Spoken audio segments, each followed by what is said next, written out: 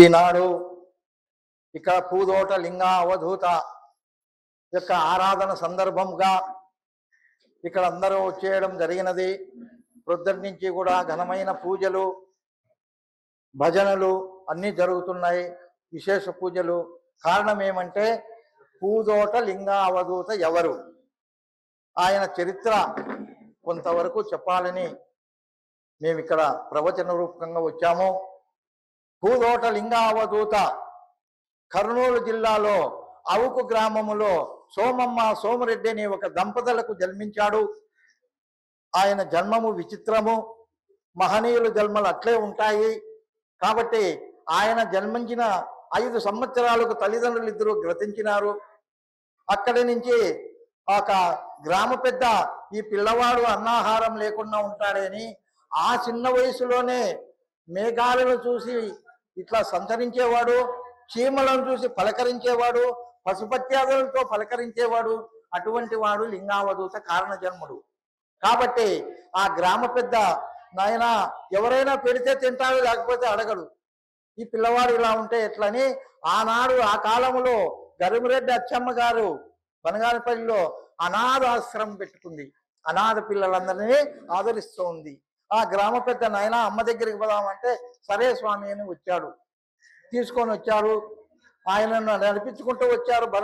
అవుకు నుంచి బనగానపల్లికి వస్తూ ఉండగా ఆ పిల్లవాని పాదాలు కందిపోతాయేమో అన్న భ్రమతో తాతయ్య నాయనా నిన్ను ఎత్తుకోనా అంటే, నువ్వు నన్ను ఎత్తుకుంటే నిన్నెవరు ఎత్తుకుంటారు, నేను నడుస్తాలే తాతయ్య అన్నాడంట. మరి ఆయన పాదాల కల్లా చూస్తే పాదం ఎత్తి పెట్టే సమయంలో అక్కడ దూదిలాగా మారిపోతుంది భూదేవి. అంతే కారణ జన్ముడు అటువంటి వాళ్ళు. సరే అక్కడికి తీసుకొచ్చేతలకి అమ్మా అంటానే వీరబ్రహ్మేంద్ర స్వామి వెళుతూ వెళుతూ ఒక మాట చెప్పాడు అమ్మకు. అమ్మా నా ఎంతటి వాడు మళ్ళీ వస్తాడు పూదోట లింగావధూత అని చెప్పిపోయినాడు. ఎవరు వస్తారా అని ఎదురు చూస్తుంది ఆ తల్లి. అక్కడికి పోతానే ఆ గ్రామ పెద్ద ఆడబెట్టి కాళ్ళు కడుక్కుంటా అంటే అమ్మా అని పిలిచాడంట. నాన్న వచ్చావా, ఇన్నాళ్ళకు వచ్చావా అని ఒకరికొకరు ముద్దులు ఆడుకున్నారు. అటువంటి అనుబంధం వాళ్ళది కారణ జన్మలు కాబట్టి గత జన్మ రహస్యాలు ఉంటాయి. మరి ఆ సమయంలో శివరామ యోగిని యాగంటిలో ఉండేవాడు. ఆయన వచ్చాడు 3 రోజుల తర్వాత. అమ్మా ఈ పిల్లవాడు చాలా చురుకైన వాడు, నా దగ్గర విద్యాభ్యాసం నేర్చుకోవాలి, నీ దగ్గర కాదంటే లేదు నాయన 3 రోజులు అయ్యింది నేను పంపినంట. సరే అమ్మా అని తీసుకెళ్ళి రవలకొండకు పోయి జుర్రేరులో స్నానము చేపిస్తే 5 ఏళ్ల బాలునికి అస్తగస్తము చేసి ఉపదేశం ఇచ్చాడు. తెచ్చి అమ్మ దగ్గర వదిలాడు. సరే అమ్మా నీ పిల్లవాడిని నీ దగ్గర వదిలాను, 1 సంవత్సరం తర్వాత నా దగ్గరికి రమ్మని అన్నాడు.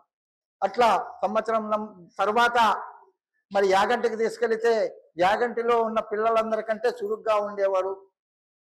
ఒకరోజు ఏమైంది, ఆ ఆయన గురువు గారు శివరామ యోగి ఈ జోడి కట్టి పంపించాడు పండ్లు పూలు కోసుకురమ్మని.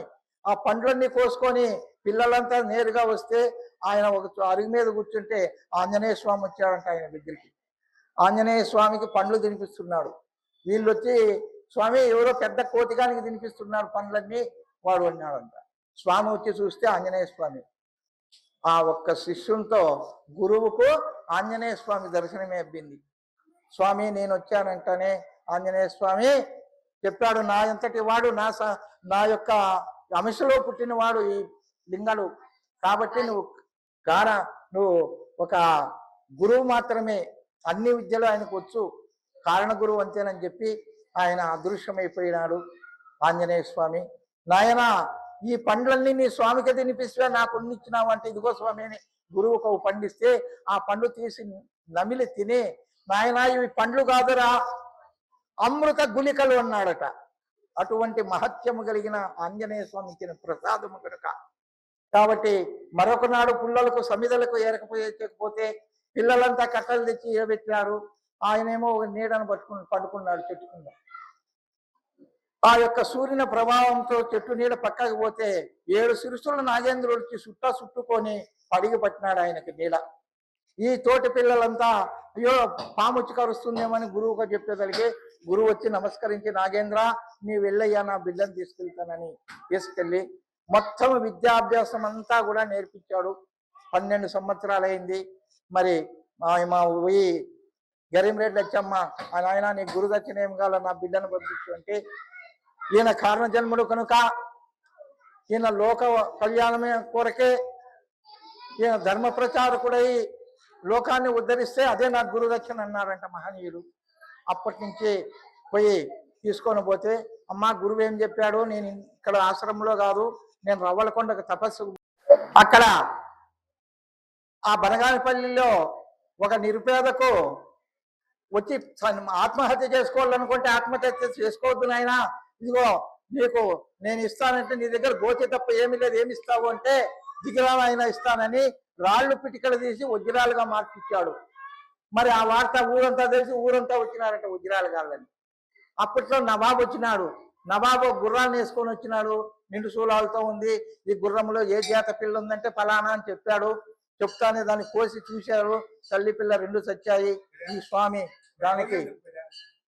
దానికి ఆ మోక్షం ఇచ్చి ఆ యొక్క కాష్టము ఇక్కడ శ్రీశైలంలో స్వామికి అభిషేకం చేసి అక్కడి నుంచి నడిచి కానాలకు వచ్చాడు.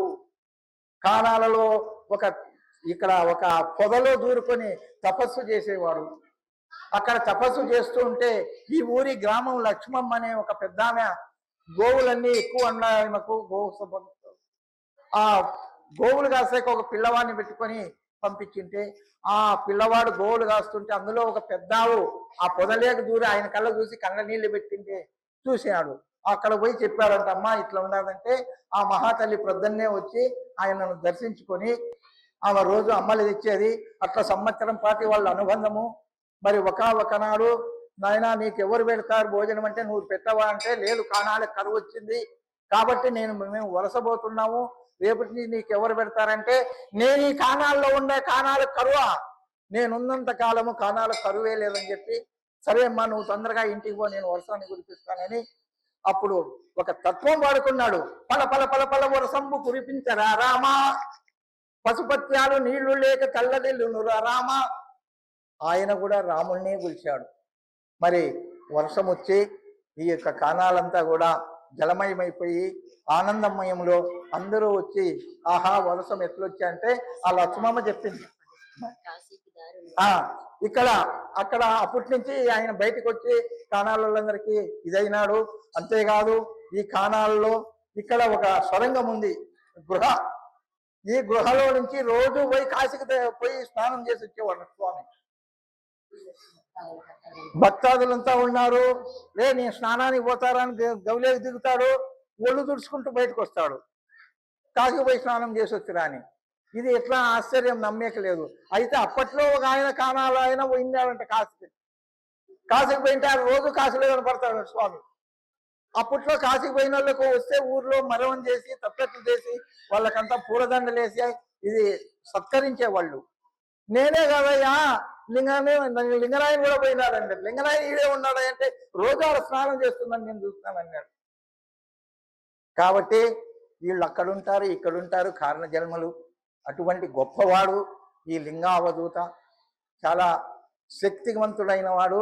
వీరబ్రహ్మేంద్ర స్వామి సమకాలస్థుడు. కారణం ఎట్లా అంటే ఈయన నీళ్ళు లేని లింగమూర్తి. ఇటువైపు నుంచి దాసావధూత శిష్యుడు లింగావధూత వస్తున్నారు, అటువైపు నుంచి సిద్ధయ్య బ్రహ్మయ్య వస్తున్నారు. ఇద్దరు పేటే లోపల ఈ ఎండలో కాళ్ళు కాలుతున్నాయని దాసావధూత అన్నాడు, స్వామి ఎండకు నాకు కాళ్ళు కాలుతున్నాయంటే ఈ అంగవస్త్రం తీసి ఇట్లా తిప్పేసినాడు. తిప్పేస్తే పైన వస్తుంది నీడ. అక్కడ సిద్ధయ్య అంటాడు, స్వామి వాళ్ళు తోడి పైన అంగవస్త్రం నీడ పట్టిందంటే వాని దేహానికే నీడ లేదు, వాడికి నీడ ఎందుకురా అని బ్రహ్మం అన్నాడు. వీరబ్రహ్మేంద్రుడు సమకాలస్తులే వాళ్ళిద్దరు. అటువంటి గొప్ప మహనీయుడు ఆ పూదోట లింగావధూత. ఆ పరంపరలో అందరిలాగా ఇప్పుడు ఈ ప్రపంచంలో ఇద్దరు తనువు వదలకుండా పోయిండేవాళ్ళు. ఎవరు? మొట్టమొదట త్రేతాయుగంలో శ్రీరామచంద్రుడు సర్వీ నదిలో ఐక్యమైపోయినాడు. ఆ తర్వాత కలియుగంలో పూదోట లింగ అవధూత 7 నదుల సంగమేశ్వరము పోయి భక్తుల సమస్యములో అంగవస్త్రం పొలిసి నీళ్లలో పోయి అక్కడ తత్వాలు చెప్పుకుంటూ దేహమంతా కరిగిపోయి పంచభూతాల్లో వదిలేసి ఆత్మజ్యోతిలాగా ఐక్యమైపోయినది. అటువంటి మహనీయుడు. ఆ చరిత్ర చెప్పాలంటే మాకు ఉత్సాహం. ఎందుకంటే నేను 10వ పీఠాధిపతి శిష్యుణ్ణి. ఆ పీఠానికి సంబంధించిన వాని ప్రస్తుత గురువుగా ఉన్నాను. కాబట్టి ఈ యొక్క తత్వాలన్నీ మాకు తెలుసు కాబట్టి మేము చెప్పడానికి ఆ గురువు అనుగ్రహంతో చెప్తున్నాం. జై శ్రీరామ్. లైక్ చేయండి, షేర్ చేయండి, సబ్స్క్రైబ్ చేయండి. మరిన్ని వీడియోల కోసం బెల్ సింబల్ పై క్లిక్ చేయండి.